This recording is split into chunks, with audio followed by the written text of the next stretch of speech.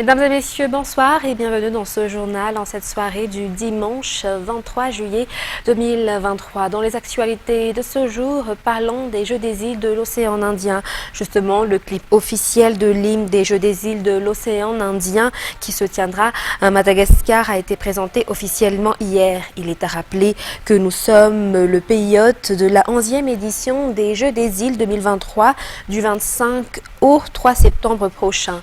L'hymne national présente la jeunesse, l'enthousiasme, l'unité et la joie. Ce sont les valeurs mises en avant pour accueillir les jeunes, les sportifs, le peuple malagasy et ceux des îles voisines de l'océan Indien. Justement, le thème de cette 11e édition des Jeux des îles de l'océan Indien est la victoire dans l'unité et la diversité. Dans les actualités de ce jour également, les 20 candidats qui participent à l'émission La Voix d'Or organisée par Viva ont été présentés hier. Cette 7e édition de La Voix d'Or a été particulière car le concours est divisé en deux catégories, l'un pour les moins de 13 ans et l'autre pour les plus de 13 ans. Les candidats sont issus de toutes les provinces de la Grande Île et les participants seront regroupés au sein du campus musical La Voix d'Or pour y être formés artistiquement. C'est Sylvain nous en dit plus.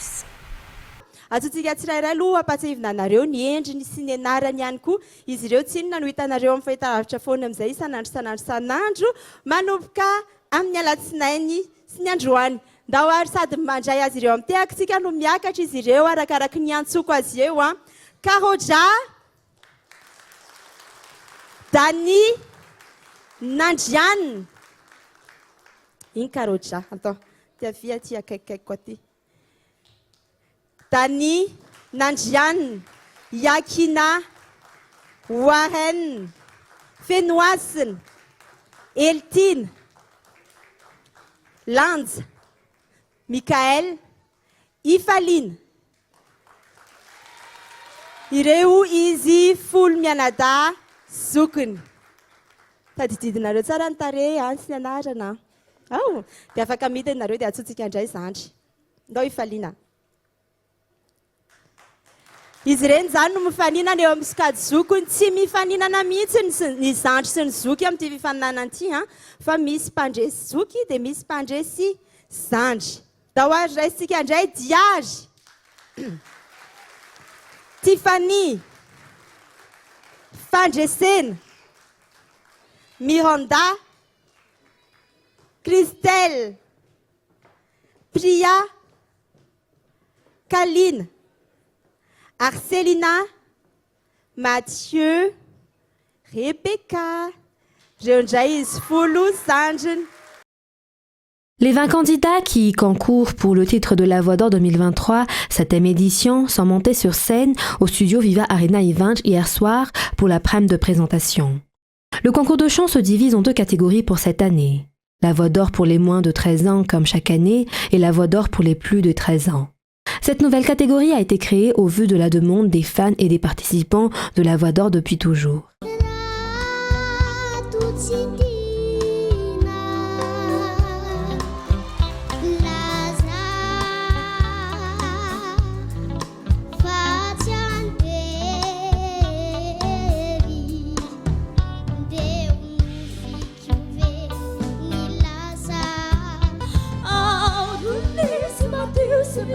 Tinireu panabati na ferferna na violete mi turta cati ireu mafuteni sireu dalia samana na luku you fati kulu chari cuti na funna fuku they wanna have fun ooh girls just wanna have fun.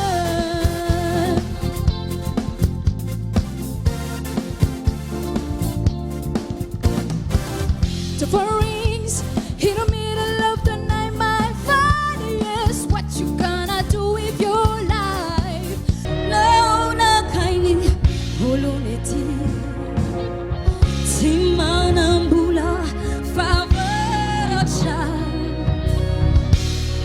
livula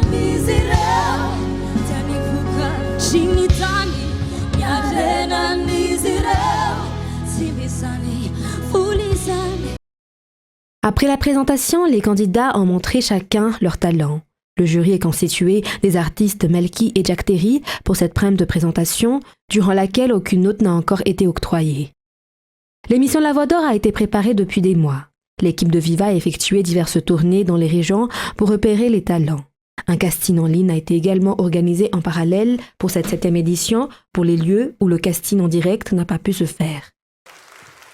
Anisan'ny mahazo noty tsara zany Priska dia raha volona ndray Arselina dia arabaina fa tafiakatra mankaty Antananarivo.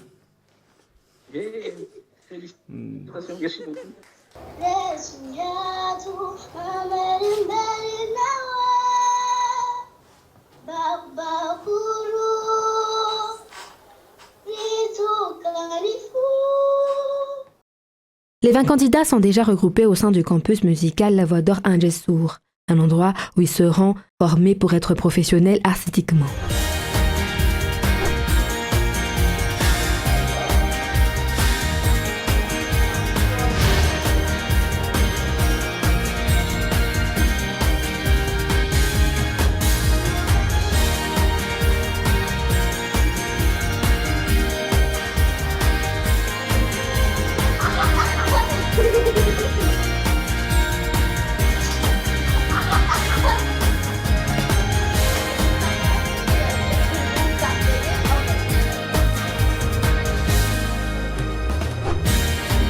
Le déroulement de l'émission et la vie quotidienne des 20 candidats au sein du campus musical peuvent être suivis tous les jours sur Viva.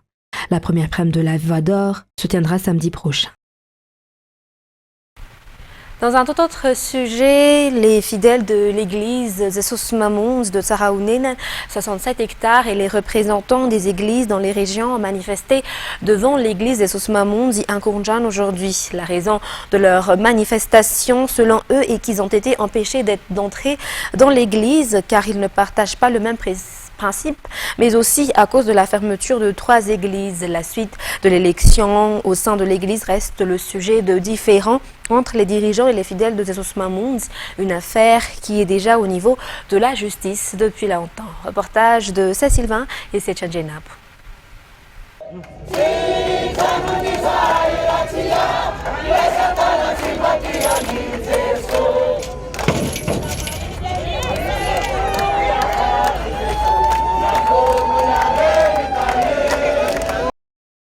Cela fait un an que les fidèles de l'église Jesus Mamoun des 67 hectares, mais aussi ceux issus des églises qui ne partagent pas le même principe que le conseil d'administration de Jesus Mamoun, ne peuvent pas entrer au sein du siège de l'église des Jesus Mamoun à Kourjan.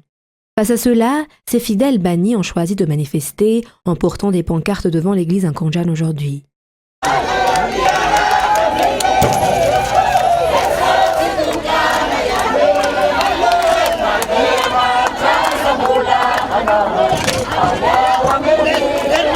Outre le fait de les interdire d'entrer dans l'église, ces fidèles manifestants affirment que leur église ont été fermées du fait qu'ils ne partagent pas le même principe que les membres du bureau de l'église.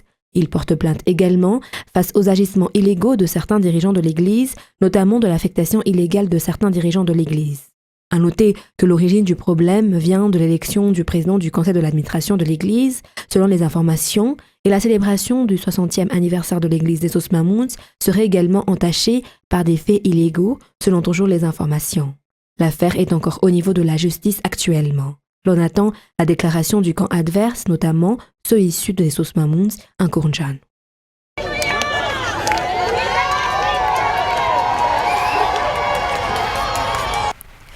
Et parlons maintenant travaux de développement, les efforts pour refaire Daloch, le grenier de riz de Madagascar, mais aussi la construction de diverses infrastructures qui ont des impacts directs sur la vie de la population se poursuivent selon une association locale. La région d'Alochamangour n'est jamais épargnée par les catastrophes naturelles et le changement climatique. Une concertation a eu lieu à Muramang afin de collecter les idées dans le but d'aider et de soutenir le milieu professionnel. C'est Sylvain. Durant ces 4 ans, Alochamangour a bénéficié de divers travaux de développement. Parmi les plus grands projets en cours, la construction de la route nationale 44, selon les explications de l'Association des natifs d'Alochamangour. Bon nombre d'infrastructures ont été construites pour garantir la présence de l'État. Parmi les efforts qui ont été fournis, les travaux pour refaire d'Alojamangour le grenier de riz de Madagascar. Les membres de l'association se sont réunis à Amouramin pour soutenir les travaux de développement et pour contribuer à la présence de certaines propositions pour le développement. La priorité pour cette association est aussi la jeunesse et la création d'emplois, mais aussi l'enseignement, selon les explications. Dans la foulée, cette association caritative prépare la célébration de ses 50 ans d'existence. La mise en place de la décentralisation effective se poursuit. L'atelier pour l'élaboration du plan de décentralisation au sein de communes ou schéma d'aménagement communal a débuté dans la ville d'Antsui, région Sofia, pour les 14 communes dans le district de Bealanana. Le schéma d'aménagement communal est une feuille de route vers le développement de la commune bénéficiaire, selon les explications. Reportage de Mirvoula Tsvehan. Plus de 150 communes ont déjà mis en place le schéma d'aménagement communal actuellement.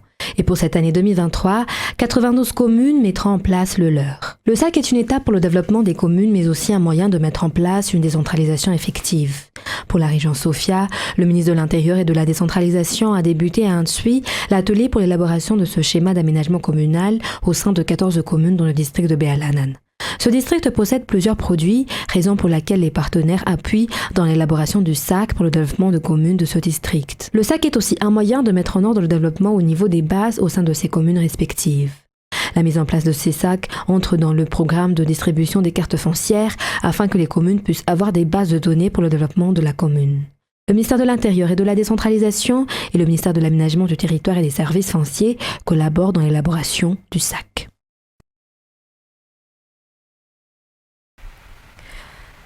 Et le secteur de la formation professionnelle doit toujours suivre l'évolution du monde du travail afin de faciliter la recherche d'emploi et l'entrepreneuriat des jeunes, selon l'Institut national des sciences comptables et de l'administration d'entreprise 6 aux 67 hectares. Cet institut a sorti une nouvelle promotion vendredi dernier.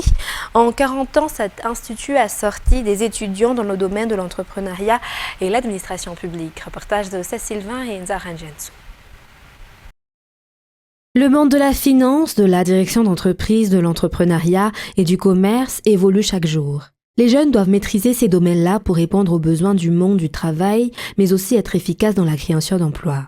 Raison pour laquelle également le suivi des nouveautés et de l'évolution dans tous les domaines est devenu des normes à suivre.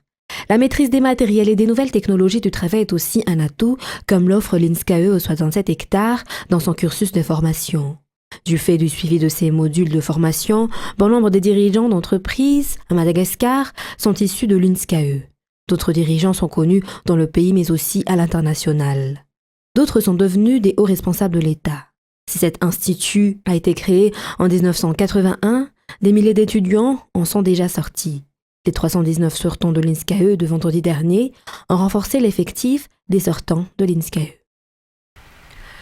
Parlons à présent action sociale. Une mère de famille qui vient d'accoucher il y a une semaine à peine vit dans une bac à ordures à Mamour-Ivat, commune de la Tamati, faute de lieu d'habitation. C'est une famille qui vient du sud et qui cherchait du travail dans la capitale, mais n'en a pas trouvé. Le ministère de la Population a pris en charge l'hébergement de cette famille avec l'aide des personnes de bonne volonté. Reportage de Fabien Mireille et Yves Janel.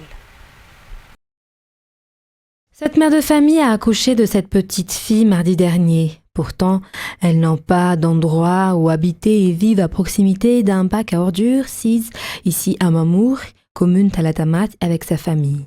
Cette famille vient du sud et est venue dans la capitale pour chercher du travail, mais n'en a pas trouvé.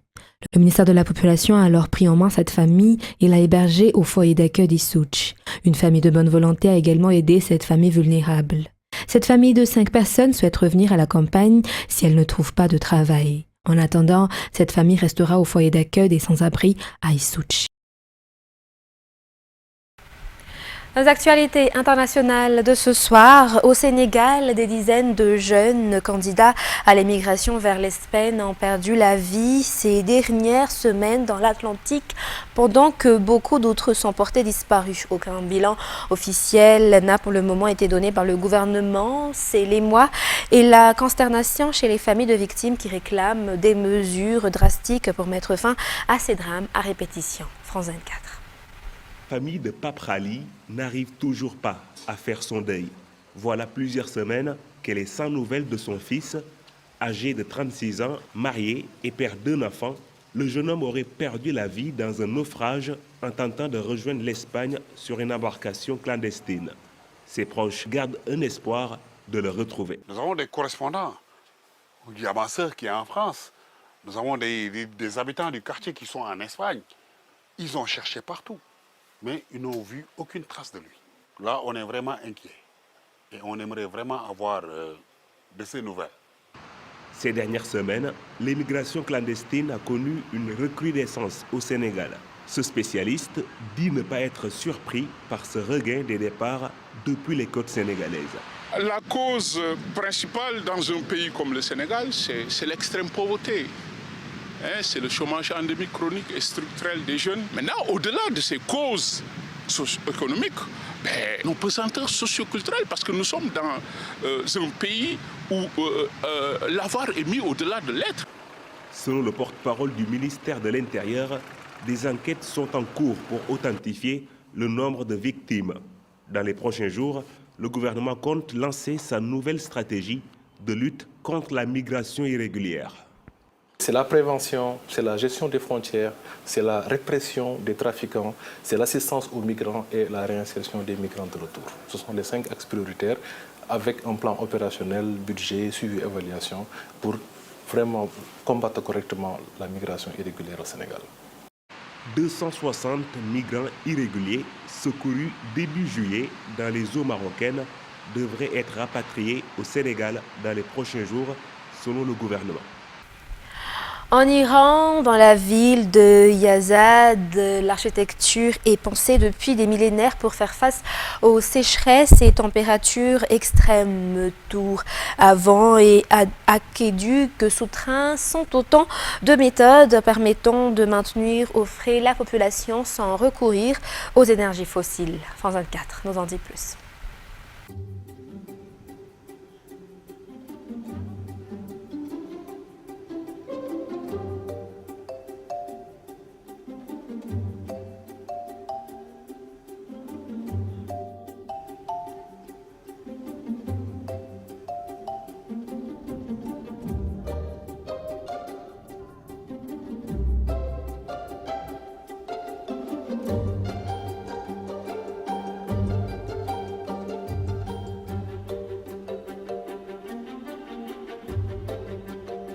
مجموعه وقتی که هوای خنک داخلش میشه به سختی خارج میشه و محیط داغ تابستانی بیرون از اون در امان بمونه این فضا. در اصل میشه گفت از انرژی پاک و بسیار بومی و در قابل دسترس استفاده شده تا بهترین کیفیت رو برای زندگی و این یکی از میراث‌های ماندگاری هستش که گذشتگان ما به ما دادن و متاسفانه امروز ما با استفاده از سیمان و آجر و مسائل ناهمگون با اقلیممون داریم به محیط زیست صدمه میزنیم و کیفیت زندگی رو عملا از خودمون میگیریم.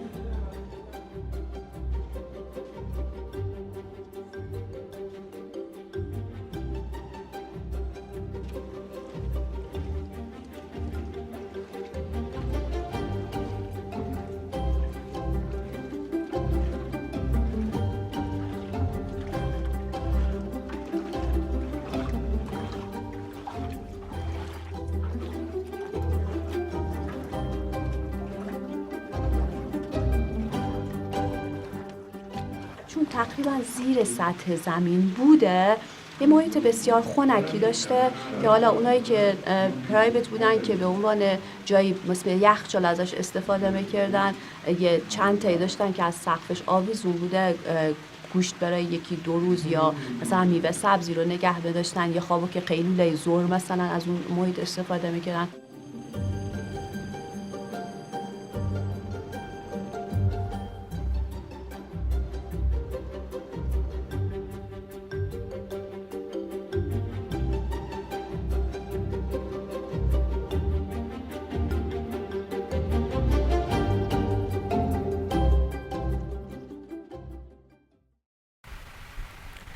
Le Coradia Highland est la première locomotive à hydrogène vert du continent américain. Ce train est un concentré de technologie zéro émission conçu en France et en Allemagne où il a été lancé dès 2018 avant de traverser l'Atlantique. Il sillonne cet été la région de Charlevoix au Québec. France 24. C'est un petit train bleu à la conquête de l'Amérique. Le Coradia Highland, première locomotive à hydrogène vert du continent, sillonne cet été la région de Charlevoix au Québec. C'est de l'avancement, c'est la science, ça fait que c'est l'avenir, on apprécie. Le problème de changement climatique et tout, là, je trouve que c'est quelque chose qui est non seulement avant-gardiste, mais nécessaire. On avait envie de faire l'expérience, de voir un peu ce que c'était et d'y contribuer, d'encourager ce projet pour qu'il puisse réussir. Un concentré de technologie zéro émission conçu en France et en Allemagne, où il a été lancé dès 2018, avant de traverser l'Atlantique. C'est très différent au niveau surtout de l'accélération. C'est l'hydrogène finalement qui se mélange avec l'oxygène et ça produit l'électricité. Puis l'électricité, elle est envoyée dans les piles qui se situent en dessous du train. Donc aucune pollution. Fait que seule affaire que ça produit, c'est l'humidité finalement. À son terminus de la baie Saint-Paul, ici, le train est ravitaillé avec de l'hydrogène produit au Québec. Une façon pour le gouvernement qui a déjà investi 3 millions de dollars dans le projet de se positionner en leader de la mobilité durable en Amérique. À partir du moment qu'on roule seulement avec des trains à l'hydrogène, comme présentement ici dans des fins de ligne, ça aide énormément à la décarbonation. Malheureusement, dans la réalité des choses, le train ne peut pas rouler partout. C'est une question de normes et de réglementation. En phase de démonstration et d'adaptation au réseau ferroviaire américain, Alstom dit avoir déjà reçu la commande en Europe de 41 rames de son train à hydrogène. Mesdames et messieurs, c'est la fin de ce journal. Nous vous remercions de votre fidélité. Très bonne continuation et très bonne suite de programme sur Viva. Au revoir.